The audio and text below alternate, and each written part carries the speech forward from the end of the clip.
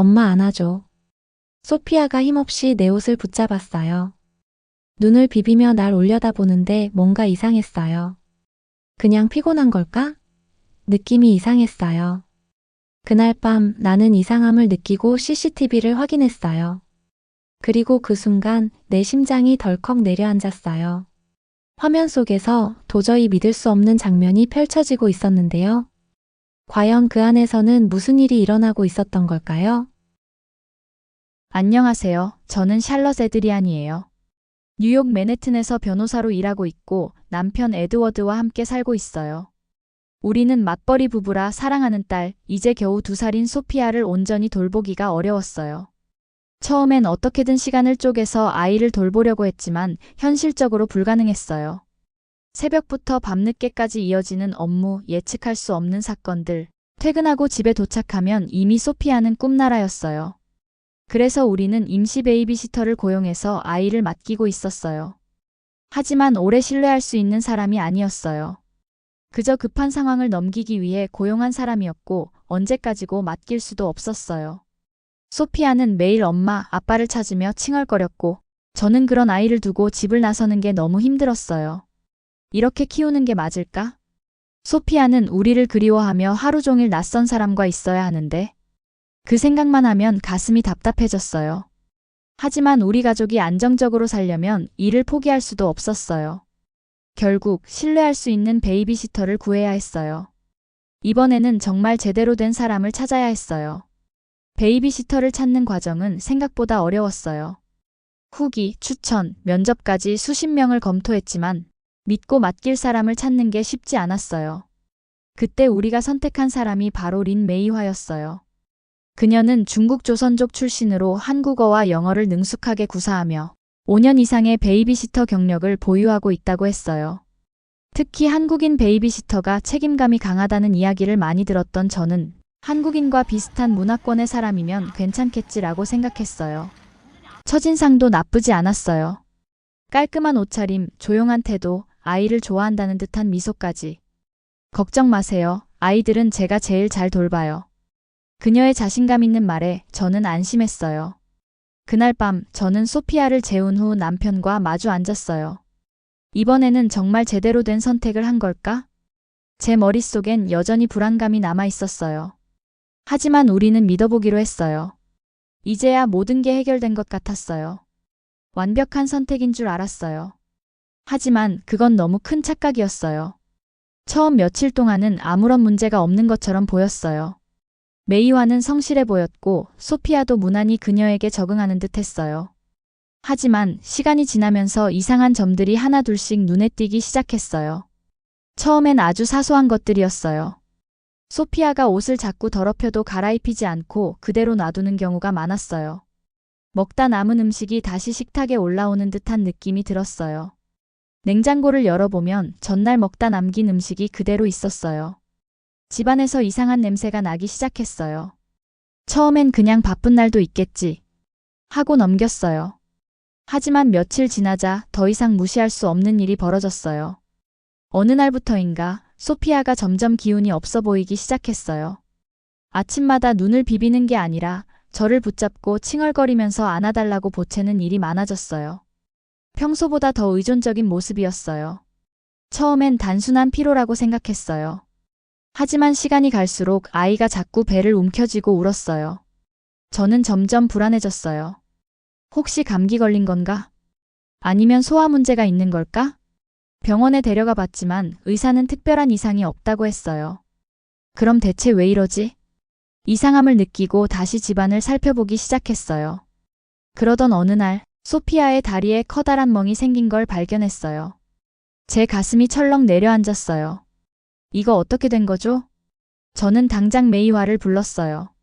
그녀는 아무렇지도 않게 말했어요. 애들은 원래 넘어지고 다치는 거예요. 그 순간 묘한 불안감이 스쳤어요. 이건 그냥 실수일까? 아니면 내가 모르는 뭔가가 있는 걸까? 그날 밤 저는 CCTV를 확인하기로 결심했어요. 그리고 거기에는 상상도 못한 장면이 담겨 있었어요. 저는 메이화를 더 이상 신뢰할 수 없었어요. 소피아가 계속 배를 아파하고 자꾸 기운 없이 축 늘어져 있었어요. 무엇보다 아침마다 제게 찰싹 붙어서 떨어지지 않으려는 모습이 이상했어요. 엄마 안아. 아이의 손이 제 옷깃을 꼭 붙잡고 있었어요.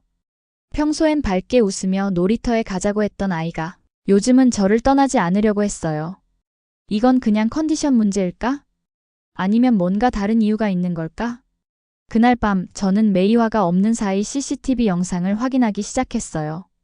그리고 믿을 수 없는 장면들을 발견했어요. 화면 속에서 메이와는 소피아가 남긴 음식을 버리는 척하다가 냉장고에 다시 넣었어요.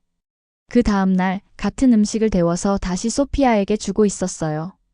저는 소름이 돋았어요. 이럴 수도 있어? 그러니까 소피아가 자꾸 배 아프다고 했던 거야? 하지만 그보다 더 충격적인 장면이 이어졌어요. 소피아가 밤마다 너무 쉽게 잠들던 이유가 있었어요. 영상 속에서 메이와는 수상한 액체를 작은 숟가락으로 떠서 소피아의 이유식 그릇에 슬쩍 섞었어요. 그걸 본 순간 제 심장이 덜컥 내려앉았어요. 설마 저게 술? 소피아는 몇 숟가락을 먹더니 눈을 비비며 칭얼댔어요. 그러더니 고개를 제쳐 뒤로 휘청거리며 졸리다는 듯 몸을 기대었어요. 그 모습이 너무 이상했어요.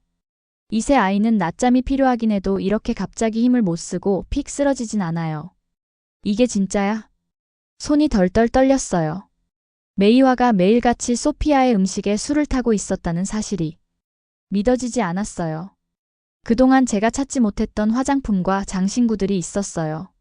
처음엔 어디에 뒀는지 잊어버린 줄 알았어요.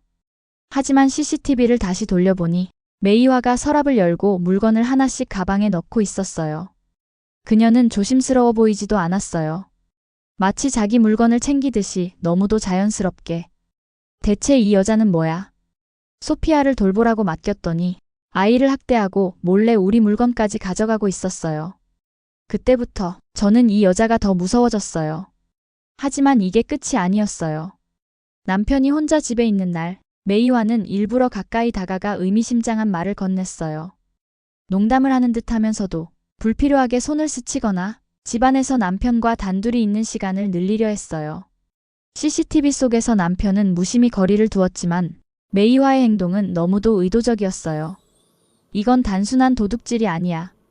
이 사람은 처음부터 우리 집을 자기 멋대로 하려고 했던 거야. 화가 머리끝까지 치밀어 올랐어요.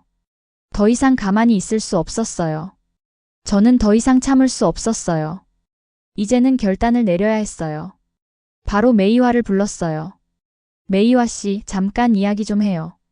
제 목소리는 차분했지만 속에서는 불길이 타오르고 있었어요. 메이와는 태연한 얼굴로 거실로 나왔어요. 오히려 제가 왜 불렀는지 궁금하다는 듯한 표정이었어요. 이 여자가 정말 이 모든 걸 알고도 저렇게 뻔뻔한 거야. 저는 더 이상 참지 않고 말했어요. 소피아 음식에 뭘 넣었죠? 먹다 남은 음식을 다시 줬죠. 우리 집에서 물건도 훔쳤고요. 순식간에 분위기가 싸늘해졌어요. 그제야 메이와의 표정이 흔들리는 것 같았어요. 하지만 그녀는 곧 태연하게 웃으며 말했어요. 아니, 무슨 말을 그렇게 해요? 오해예요. 오해라고. 저는 순간 어이가 없었어요. 하지만 가만히 있을 수 없었어요. 저는 핸드폰을 들어 CCTV 영상을 보여줬어요. 영상 속에서 그녀가 소피아의 이유식에 뭔가를 타는 모습, 남은 음식을 냉장고에 넣었다가 다시 데워주는 모습, 서랍에서 제 화장품을 꺼내 가방에 넣는 장면까지. 그 모든 게 확실한 증거로 남아 있었어요. 메이와의 얼굴이 굳어졌어요. 하지만 그녀는 예상 밖의 반응을 보였어요. 아니, 그깟 화장품 하나 훔친 게 뭐가 그렇게 큰일이에요. 그리고 애들은 원래 잠을 잘 자야 해요. 난 그냥 소피아가 쉽게 잠들도록 도와준 것뿐이에요. 그녀는 전혀 죄책감을 느끼지 않았어요. 오히려 저를 향해 비웃듯 말했어요. 당신 같은 부자들은 이런 거 이해 못하겠죠. 저는 더 이상 말을 할 필요도 없다고 느꼈어요. 그녀는 자신이 잘못한 게 없다고 생각하고 있었어요. 그때 문이 열리고 남편 에드워드가 집으로 들어왔어요. 저는 바로 남편에게 상황을 설명했어요. 남편은 처음엔 믿기지 않는다는 듯한 표정을 지었지만 제가 영상을 보여주자 얼굴이 점점 굳어졌어요. 메이와 씨, 당장 짐을 싸세요. 오늘부로 해고입니다. 남편이 단호하게 말했어요. 그제야 메이와의 얼굴이 변했어요. 해고요. 그녀는 억울하다는 듯한 표정을 지으며 비웃었어요. 좋아요, 해고하세요. 하지만 당신 한국인 베이비시터 고용할 거면 조심해요. 나보다 나은 사람 없을걸? 그녀는 마지막까지 뻔뻔하게 웃으며 말했어요. 그러고는 천천히 짐을 싸서 집을 나갔어요. 소피아는 그녀가 나가는 걸 보고 저한테 꼭 안겼어요. 작은 손이 제 옷을 잡고 떨어지지 않으려 했어요. 그 순간 저는 이제야 모든 게 끝났다는 걸 실감했어요. 저는 한동안 거실에 서서 멍하니 문을 바라봤어요. 그녀가 사라졌다는 안도감이 들었지만 동시에 씁쓸함도 밀려왔어요. 도대체 이 사람은 왜 저렇게까지 뻔뻔했던 걸까? 어떻게 사람이 저렇게까지 죄책감 없이 남을 속일 수 있지? 그녀가 떠났어도 마음이 편치 않았어요. 소피아는 여전히 건강을 회복하지 못했고 저는 다시는 베이비시터를 믿을 수 없을 것 같았어요. 하지만 우리는 반드시 새로운 해결책을 찾아야 했어요. 더 이상 이런 실수를 반복할 수 없었어요.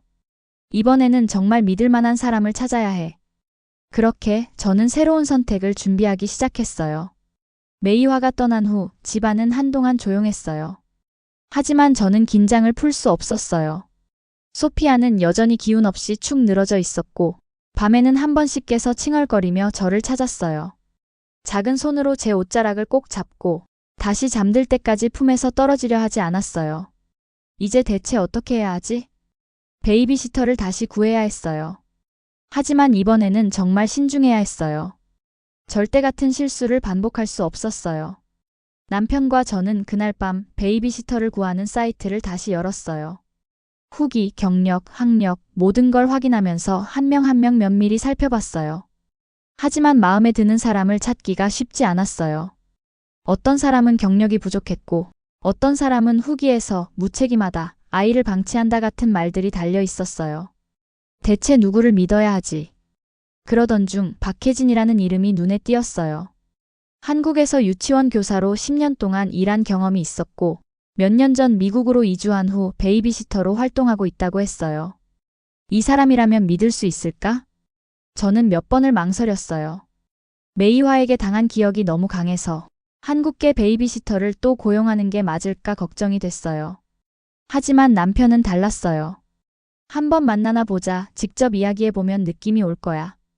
결국 그녀를 만나보기로 했어요. 다음 날 혜진 씨와 직접 만나 이야기를 나눴어요. 그녀는 40대 후반에서 50대 초반쯤 되어 보였어요. 단정한 옷차림, 침착한 말투, 그리고 아이를 대하는 태도까지. 확실히 지금까지 봐왔던 베이비시터들과는 달랐어요. 저는 한국에서 유치원 교사로 10년 동안 일했어요. 이후 미국으로 이주하면서 제 경험을 살려 아이들을 돌보는 일을 계속하고 싶었어요. 그녀의 말에는 확신이 담겨 있었어요. 제가 중요하게 생각하는 건 단순히 아이를 돌보는 게 아니라 아이가 스스로 할 수 있도록 돕는 거예요. 그 순간 저는 깨달았어요. 이 사람이라면 믿어도 되겠다. 그렇게 혜진 씨는 우리 가족의 새로운 베이비시터가 되었어요.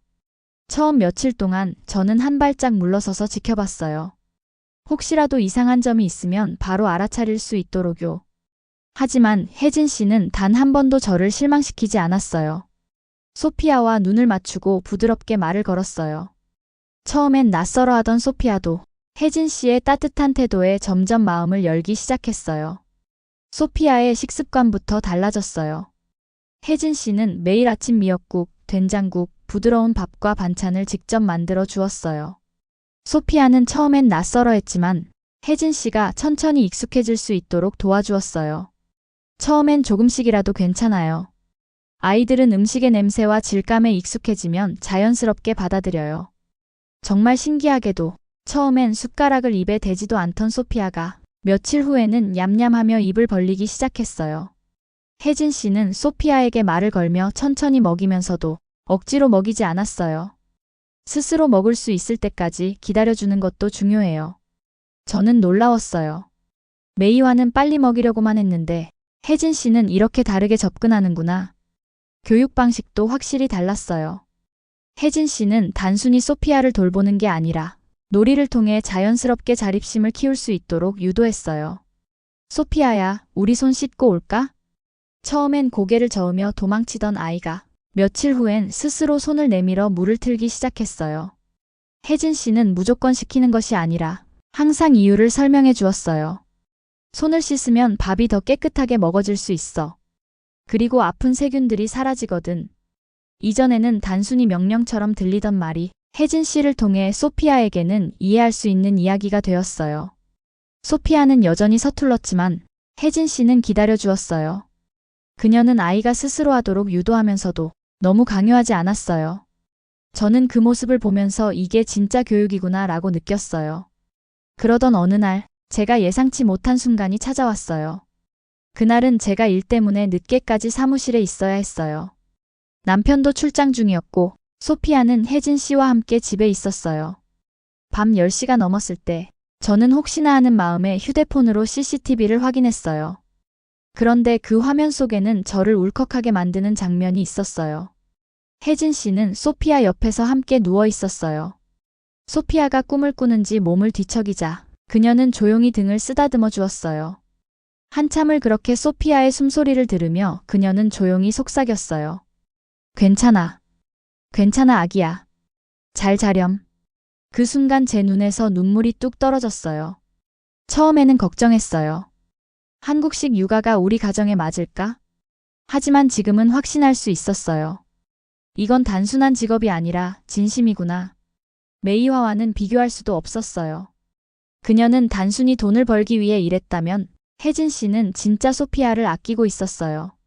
그 순간 제 마음속에서 한국에 대한 인식이 바뀌었어요. 이건 단순한 문화의 차이가 아니구나. 한국인은 정말 가족처럼 아이를 돌보는구나. 그날 밤 저는 오랜만에 편안한 마음으로 잠들었어요.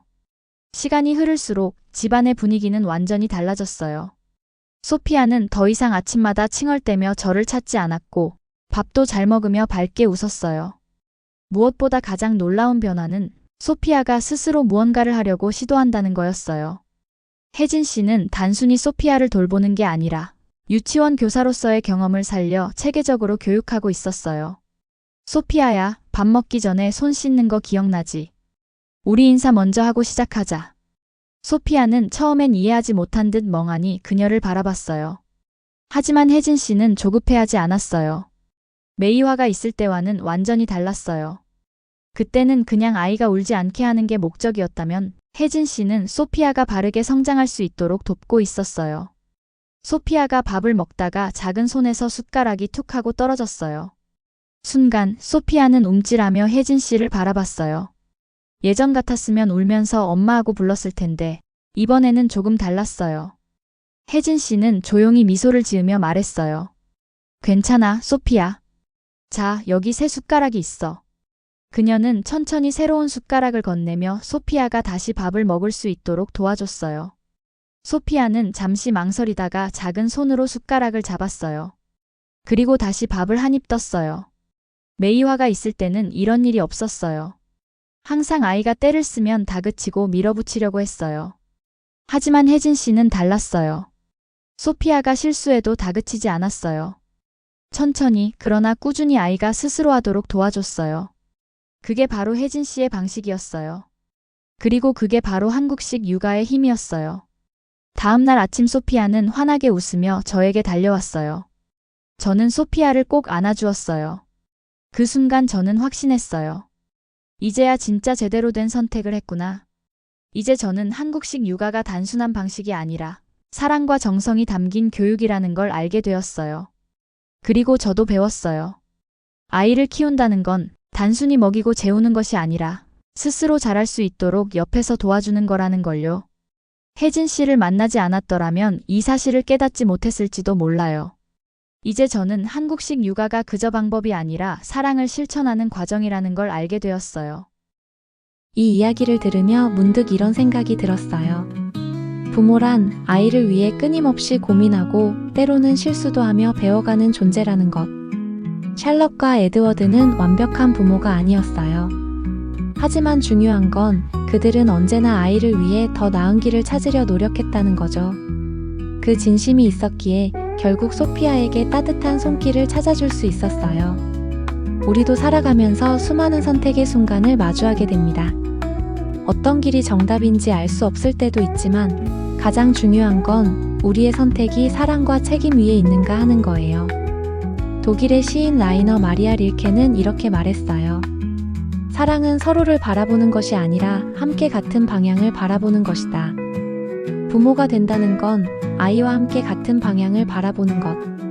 아이의 행복을 위해, 더 나은 미래를 위해 함께 걸어가는 것이 아닐까요? 혹시 지금 고민하고 있는 선택이 있나요? 가장 중요한 건 그 선택이 사랑을 바탕으로 이루어지는가 하는 것입니다. 사랑이 있는 곳엔 언제나 답이 있습니다. 그때 느낀 감동과 따뜻한 기억이 있다면 댓글로 나눠주세요. 구독과 좋아요는 더 좋은 이야기를 만드는 큰 힘이 됩니다. 오늘도 함께 해주셔서 감사합니다. 다음에 더 감동적인 이야기로 찾아뵙겠습니다.